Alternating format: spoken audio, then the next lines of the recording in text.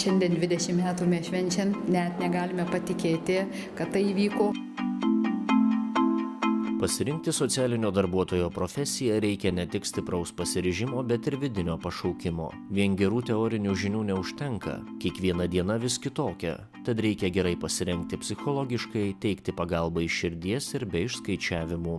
Reikia tos ir dvasinės atramos, kadangi reikalinga daug kantrybės ir nusižeminimų ir nuolankumo, tai kaip tik tas bendravimas su tais seneliais ir padėjo tom studentėm išsiugdyti savyje tą gerumą ir atlaidumą ir kantrybę, ir gražų patarnavimą. Gerai parengtų socialinių darbuotojų Lietuvoje reikia vis daugiau. Karaliaus Mindaugo profesinio mokymo centre rengiami socialinio darbuotojo padėjėjai. Pradėję šiuos mokslus gali pasirinkti karitatyvinio darbo, paliatyvios slaugos ir sociokultūrinio darbo specializacijas. Baigę socialinio darbuotojo padėjėjo profesinio mokymo programą jaunuoliai gali studijuoti Švento Ignaco Lojolos kolegijoje socialinio darbo programoje. Būtent pastaroji išskirtinė tuo, kad prieš 20 metus ji pradėta įgyvendinti Aukštadvaryje įsikūrusiame Karaliaus Mindaugo profesinio mokymo centro skyriuje.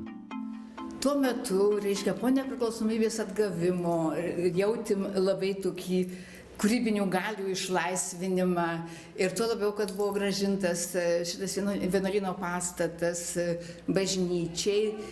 Ir visiems kilo mintis, ką tada čia daryti, kad išlaikyti ir tą dvasią, ir tą pastatą, ir kad vyktų gyvenimas. Iš pat pradžių, kai mes atgavom šitą pastatą, šitą ansamblį buvusio vienuolyno, tai ir kilo mintis kažką tai padaryti kilnaus tokio, kad būtų naudinga mūsų žmonėm, ne tik tai materialiai, bet ir dvasiniai atsigauti. Studijos vyko toje pačioje bazėje, buvo ir senelių namai. Čia mes turėjome kiekvieną studentę savo globojamą senelį ir tiesiog su juo galėdom pritaikyti tai, ką studijų dalykų metu mus mokė, tiesiog bandyti pritaikyti tai praktiškai. 1995 metais skyrius įsteigtas pagal jungtinės veiklos sutartį tarp Lietuvos katalikų bažnyčios, Kaišiadorių vyskupijos kurijos, Karaliaus Mindaugo profesinio mokymo centro ir Trakų rajono savivaldybės.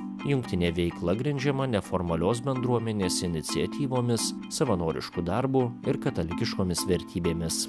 Mūsų skyrius iš tikrųjų yra labai universalus, bet šiaip yra ugdomos katalikiškos, krikščioniškos vertybės ir mūsų skyrius priima iš kitų skyrių mokytojus ir mokinius rekolekcijom, dvasiniam seminaram, konferencijom, vyksta žinių ir gebėjimų įtvirtinimas per veiklą, tiesiog per visus mokslo metus. Žmonės važiuoja rekolekcijom, susikaupimam, pabuvimam. Čia vyksta taip pat gyvenimas šito Aukštadvario, miestelių, Aukštadvario gyventojams bendruomeniniai susirinkimai, renkasi visos bendruomenės. Tikrai yra labai labai džiugu matyti, kaip žmonėm tu gali kažką atnešti gero. Prabėgus 3 metams nuo skyriaus įkūrimo 98-aisiais Švietimo ir mokslo ministerija patvirtino socialinės veiklos studijų programą. Ja baigus studentam buvo suteiktas aukštesniojo mokslo diplomas. Per 8 metus Aukštadvario skyrius parengė 7 socialinės veiklos specialistų laidas. Vėliau ji pratęsta Ignaco Lojolos kolegijoje, kurioje galima pasirinkti socialinio darbo studijų programą. O nuo šių metų kolegijoje siūlomos ir sielovadinės rūpybos studijos. Tam, kad pasirinktum šitas studijas, iš tikrųjų turi būti pašaukimas. Ir šią profesiją šiandien dienai aš pasakyčiau, kad gali dirbti žmogus, kuriam svarbi ne tik tais praktinė nauda, bet ir svarbu gauti būtent tą dvasinę naudą. Katalikiškas mokymas tai yra jau gyvenimo kryptis, ne tik tai, kad profesija, tai yra žmogaus gyvenimo kryptis, dvasinė kryptis. Pasitikrinti savo profesinį tinkamumą gali pas mus socialinio darbuotojo padėjėjo profesijos mokiniai ir iš kolegijos socialinio darbuotojo programos studentai. Nors dabar socialinio darbo programa vykdoma Kaune, tačiau Aukštadvaryje studentai atlieka praktiką įgydami neįkainojamos patirties. Skyrius glaudžiai bendradarbiauja su Aukštadvario Švento Domininko namais, teikiančiais ilgalaikės socialinės globos paslaugas senyvo amžiaus žmonėms. Todėl čia socialinio darbuotojo padėjėjo mokymo programos mokiniai ir socialinio darbo studijų programos studentai atlikdami praktikas mokosi taikyti inovatyvius socialinio darbo su senais žmonėmis metodus ir būdus, įtvirtindami senų ir jaunų žmonių partnerystę, įprasmintą kartų dialogų. Čia gyvena 13 senyvo amžiaus pagyvenusių žmonių ir tas išbandymas profesijoje yra labai tiesioginis darbas su senu žmogumi. Tai yra individualūs pokalbiai, yra įvairios socialinio darbo terapijos, užsiėmimai, grupiniai darbai. Čia lyg tai gavosi kaip kartų namai, kadangi studentės čia gyveno, seni žmonės čia gyveno, darbuotojai, reiškia, atstovavo vidurinę kartą. Tai tie seni žmonės nebuvo jie atskirti nei nuo gyvenimo, nei nuo įvykių, nei nuo tų jaunų žmonių. Su kiekvienu seneliu, jeigu mes juos čia turime, bendrauja 1., 2. ir 3. kursas studenčių.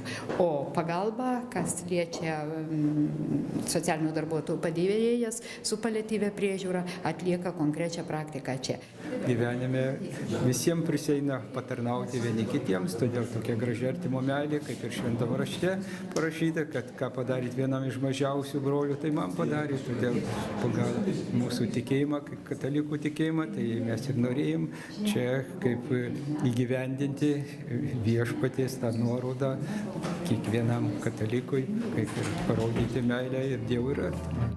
Šiuo metu socialinio darbuotojo padėjėjo programoje Karaliaus Mindaugo profesinio mokymo centre mokosi 178 mokiniai, o socialinio darbo aukštojo mokslo diplomo Švento Ignaco Lojolos kolegijoje siekia 54 studentai.